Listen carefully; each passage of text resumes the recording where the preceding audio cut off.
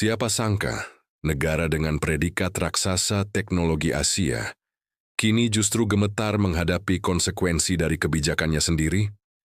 Jepang selama ini selalu membanggakan diri sebagai pusat inovasi dan kekuatan ekonomi dunia, yang posisinya seolah tak tertandingi. Namun, hari ini kita melihat sebuah pemandangan yang sangat ironis dan berbeda 180 derajat di jalanan Tokyo. Mereka seolah terjebak dalam labirin sanksi yang mereka bangun sendiri, demi mencoba menghentikan langkah sang naga dari daratan utama. Alih-alih menekan laju pertumbuhan China, serangkaian kebijakan pembatasan tersebut justru berbalik memukul telak nadi perekonomian mereka secara sistematis. Bayangkan saja, sebuah negara kepulauan yang urat nadinya sangat bergantung pada ekspor, kini harus berhadapan dengan hilangnya pasar terbesar mereka. Ini bukan sekadar fluktuasi pasar biasa, yang bisa pulih hanya dengan mengandalkan 1 atau 2 stimulus laporan keuangan kuartalan. Ini adalah sebuah pergeseran tektonik yang sangat masif dalam tatanan geopolitik ekonomi global yang akan mengubah arah sejarah selamanya. Banyak analis dan cendekiawan di Tokyo kini mulai menyadari sebuah kenyataan pahit yang selama ini berusaha keras mereka tutupi dari publik. Kenyataannya adalah fondasi ekonomi Jepang hari ini benar-benar berjalan tertatih dan tak berdaya tanpa kehadiran rantai pasok dari Cina. Mari kita bongkar bersama bagaimana sebuah strategi pengekangan dari era masa lalu justru berakhir menjadi bumerang yang menghancurkan diri sendiri. Untuk memahami skala krisis ekonomi ini secara mendalam, kita harus mundur sejenak dan melihat peta ekonomi Asia secara utuh. Selama beberapa dekade terakhir, Jepang memang menikmati masa kejayaan yang sangat nyaman sebagai pemasok utama barang elektronik dan mesin presisi. Kepercayaan diri yang terlalu tinggi membuat mereka merasa posisi tawar. Mereka tidak akan pernah bisa digoyahkan oleh kebangkitan raksasa baru manapun. Namun, belakangan ini para pembuat kebijakan di Tokyo secara keliru memilih untuk tunduk dan mengikuti irama geopolitik usang dari negara-negara barat. Tokyo mulai menerapkan berbagai skema pembatasan ekspor dan sanksi teknologi dengan terus-menerus berlindung di balik narasi klise keamanan nasional. Langkah provokatif ini secara terang-terangan ditujukan untuk membatasi akses Tiongkok terhadap komponen-komponen manufaktur yang menjadi urat nadi perakitan global. Salah satu fokus utama dari sanksi agresif ini adalah industri semikonduktor, yang saat ini dianggap sebagai nyawa utama dari peradaban teknologi masa depan. Jepang sangat berharap bahwa dengan menutup rapat keran transfer teknologi ini, kemajuan mesin industri Cina akan melambat atau bahkan lumpuh sepenuhnya. Mereka begitu yakin dan percaya diri bahwa posisi sentral mereka dalam hierarki rantai pasok global tidak akan pernah bisa digantikan oleh negara lain. Para strategis di Tokyo sepertinya sama sekali lupa akan satu hukum alam yang paling mendasar dalam sejarah panjang peradaban industri. Ketika Anda menekan sebuah bangsa yang memiliki ambisi dan kapasitas inovasi yang besar, Anda justru sedang memicu lahirnya gelombang kemandirian yang jauh lebih masif.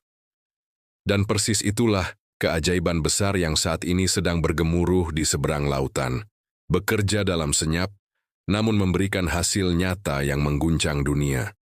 Mari kita lihat dengan lebih saksama bagaimana reaksi dan cara Cina merespon semua tekanan serta blokade ekonomi dari aliansi barat tersebut.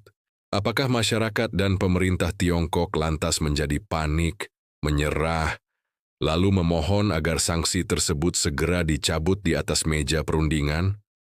Tentu saja tidak. Justru di saat penuh tekanan krisis inilah kita bisa melihat efektivitas yang sangat brilian dari strategi sirkulasi ganda yang dirumuskan oleh Beijing. Tekanan keras yang terus datang dari luar negeri secara cerdas disalurkan dan dijadikan bahan bakar roket untuk mempercepat kemandirian teknologi di dalam negeri. Kita semua baru-baru ini menjadi saksi sejarah bagaimana Huawei secara mengejutkan dunia meluncurkan terobosan chip semikonduktor mutakhir secara mandiri.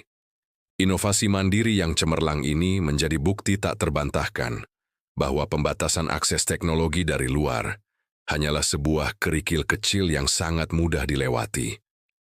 Di sektor mobilitas dan transportasi masa depan, lompatan kemajuannya jauh lebih mencengangkan dan sukses membuat seluruh pabrikan tradisional ketar-ketir. Hanya dalam waktu beberapa tahun yang terasa sangat singkat, gelombang ekspansi mobil Cina telah berhasil mendominasi dan menguasai jalanan raya di seluruh dunia. Mereka tidak datang dengan tangan kosong, melainkan hadir membawa kualitas perakitan yang superior, desain yang sangat elegan, dan ekosistem cerdas terintegrasi. Para insinyur Tiongkok ini tidak lagi sekadar meniru dan merakit ulang.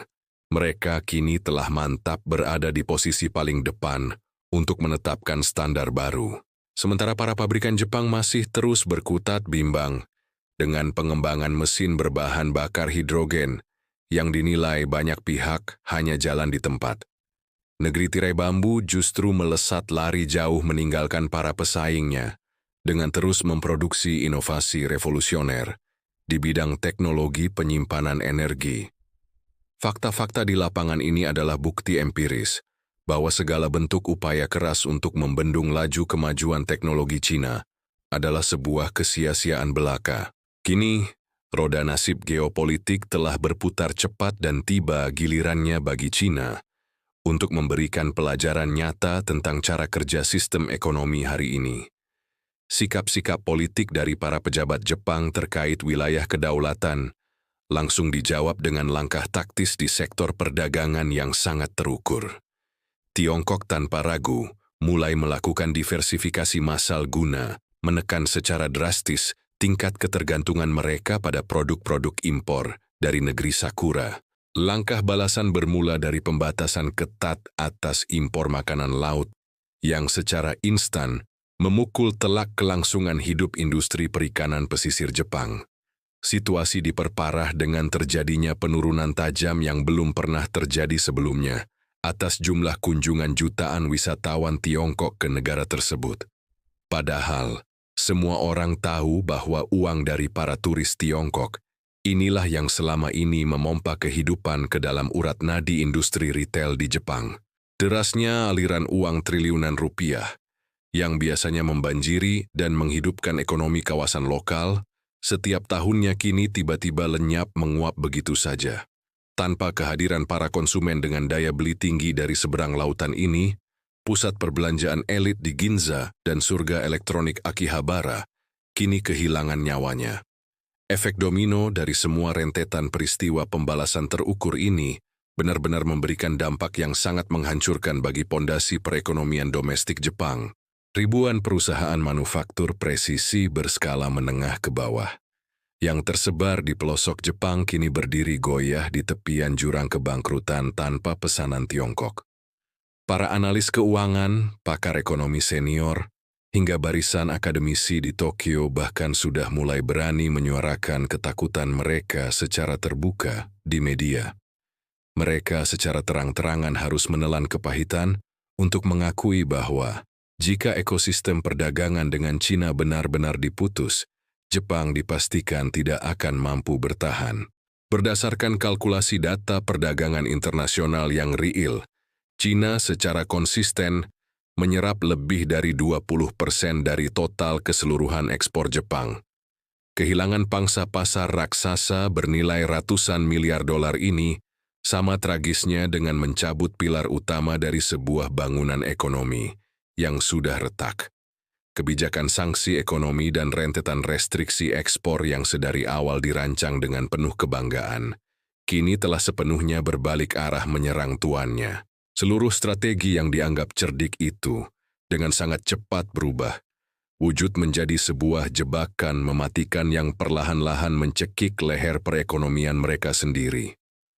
Pemerintahan di Tokyo kini terpaksa harus mencicil harga yang sangat mahal akibat kesalahan fatal mereka dalam meremehkan ketahanan sistemik bangsa Tiongkok. Seluruh masyarakat internasional kini sedang duduk di barisan paling depan, menyaksikan sebuah transisi lahirnya tatanan orde dunia baru yang mustahil untuk dicegah. Pusat gravitasi dari perputaran kapital, epicentrum inovasi teknologi masa depan, dan poros pengaruh geopolitik global telah secara pasti merapat kuat di Beijing. Proyek pembangunan infrastruktur terbesar di abad ini, inisiatif Sabuk dan Jalan, terus menjalar merajut erat konektivitas ekonomi melintasi berbagai benua. Jaringan kerja sama raksasa ini secara metodis dan terstruktur mulai mengesampingkan peran sepihak yang biasanya didikte oleh kekuatan usang dari masa lalu. Negara-negara yang sedang bertumbuh di kawasan selatan global, kini secara kolektif menatap China bukan sekadar sebagai pabrik manufaktur pembuat barang murah. Mereka mengamati dengan takjub bagaimana ekosistem yang dibangun Tiongkok menawarkan sebuah model alternatif jalan kemajuan yang jauh lebih adil dan setara. Dunia semakin sadar dan paham betul bahwa berkolaborasi secara erat untuk bisa tumbuh secara berdampingan bersama China akan membawa kemakmuran yang lebih nyata. Pemikiran rasional ini jelas jauh lebih masuk akal dan menguntungkan jika dibandingkan dengan membuang waktu ikut-ikutan menembakkan sanksi yang berujung pada kerugian sendiri. Kisah tentang ancaman kelumpuhan roda industri kebanggaan Jepang hari ini harus diangkat sebagai sebuah peringatan tajam yang terus bergema di panggung dunia. Sebuah pesan jelas bagi siapa saja atau negara mana saja yang mencoba menentang arus sejarah kemajuan peradaban masa depan yang sedang dibentuk. Berusaha keras tanpa lelah untuk mengisolasi kekuatan basis produksi yang paling efisien, terbesar, dan sangat inovatif di dunia adalah sebuah bentuk bunuh diri ekonomi. Sementara pemerintah dan berbagai korporasi tua Jepang masih terus berjuang setengah mati mencari jalan agar bisa keluar dari labirin jebakannya sendiri. Di saat yang bersamaan, Cina sama sekali menolak untuk melambat, apalagi sekadar menoleh ke belakang, melihat para pesaingnya yang tertinggal jauh. Mereka terus melangkah secara konsisten, ribuan kilometer lebih jauh ke depan, merancang fondasi arsitektur peradaban teknologi umat manusia dengan optimisme yang sangat tinggi. Mesin kereta cepat kemajuan dan inovasi bangsa Asia ini sedang melaju gagah membelah benua, dengan kecepatan maksimum menembus berbagai rintangan geopolitik artifisial. Pada konklusi akhirnya, hukum alamiah yang berlaku di dalam sistem pasar global itu sangatlah sederhana, jujur, dan tidak akan pernah peduli dengan retorika politik hampa.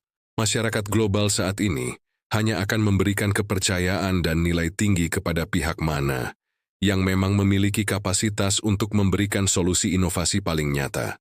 Dan di era modern ini, kita semua harus mengakui dengan lapang dada bahwa jawaban atas seluruh kebutuhan peradaban global tersebut datang secara brilian dari Tiongkok.